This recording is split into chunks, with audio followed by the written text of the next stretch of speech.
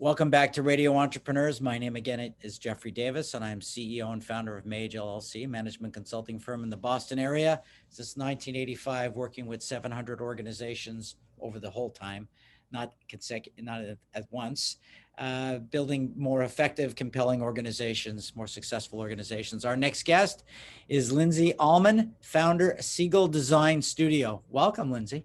Thank you so much. It's actually Sigil Design Studio. It's a uncommon word for a lot of people, but not for me. Well, again, it gives us an opportunity to say it a couple of times, Sigil. Yeah. So, tell us about Sigil. So Sigil Design Studio is interior design and brand strategy sort of combination of services studio that combines these to really bring your business, actionable steps, your marketing strategy, who you really are, your essence into the built environment, as well as sort of the virtual environment as well, because there are some graphics that are available in terms of support for that marketing aspect. So what, was there an event, or was it always in the plan, or did something happen? Why did you start? What made it so that you started the firm? I think I've always kind of been building for this. I've had that sort of entrepreneurial gene, as a lot of people refer to, kind of dancing to my own drum beat and really taking opportunities that I see to build new roads for myself in whatever career I was in.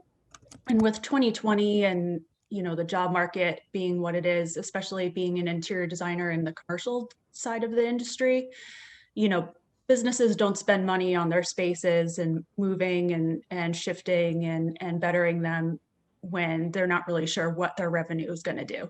And so 2020 really put a lot of question marks on a lot of businesses, sort of financials, and that affected our industry profoundly.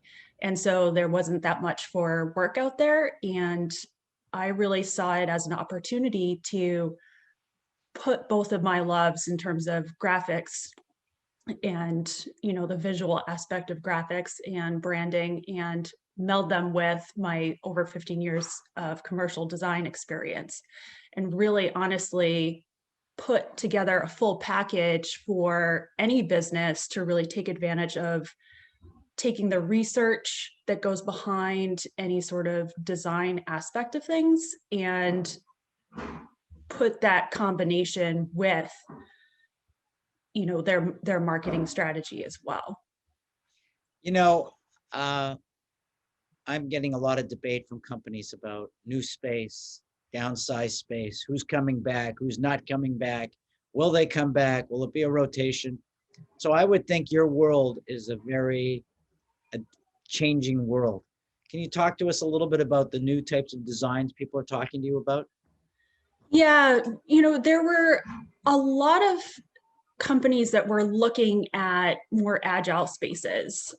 We were looking at, I'd say, a high influx of ancillary as well into spaces, probably starting about 5 years or so before the pandemic hit. And so you're seeing engineering firms really going into this high flexibility. I need furniture that employees can change on a whim. I need this group to meet with that group at this day. Next week it's going to change. I need spaces that are going to be multifunctional. And so they were really driving a lot of change in the industry towards flexible space, rearrangeable, customizable, user-friendly, choose your own adventure sort of furniture in the office. And I think what we're seeing right now is that the rest of business is really looking for the opportunity to take advantage of that. The workspace has got to be something that's more of a community center rather than an office. You have to have the functionality, you have to have the operational support and the tech support that has to be there to kind of drive people to come back into the office. But it also needs to be a place that's brand immersive. So you're kind of coming back into your space and you're getting a sense of, what is our mission? What are our goals? Why am I doing the work that I'm doing? And who am I doing it for?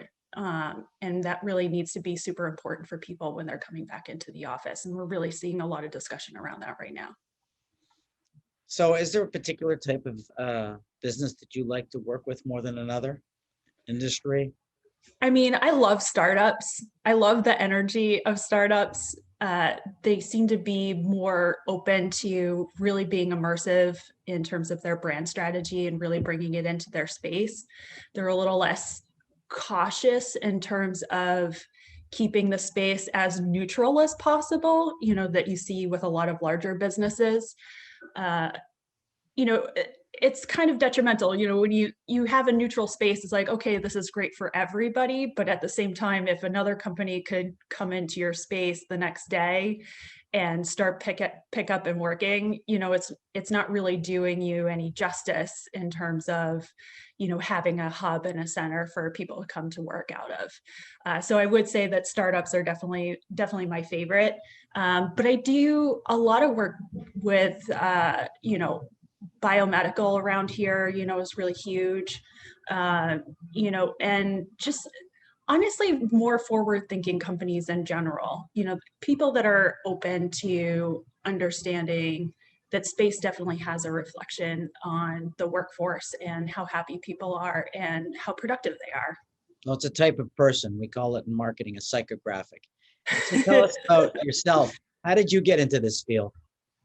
I was always been creative, super, super creative. And it was kind of a compromise. When you go to school, you have to go to school for something that's going to make you money, and art wasn't an option for that. And so interior design was really something that I had focused on in high school.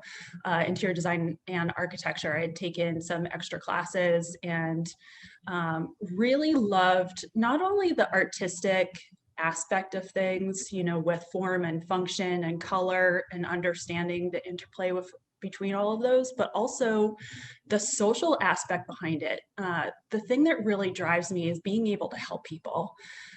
Whatever I do, I want it to help people. And so being able to take the opportunity to listen to people and get behind what they're trying to tell you and what their needs and what their drivers are, and be able to present them something that fixes any sort of opportunities or issues that they're encountering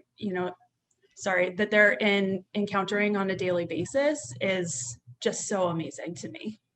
Oh, all very interesting. And we've been speaking with Lyndsey Almon. Lyndsey, if someone's looking for you and wants to know more about your firm, how would they find you? So they can go to my website. It's www.sigildesignstudio.com, and they can find me on LinkedIn, Lyndsey Almon, and my company is on there as well.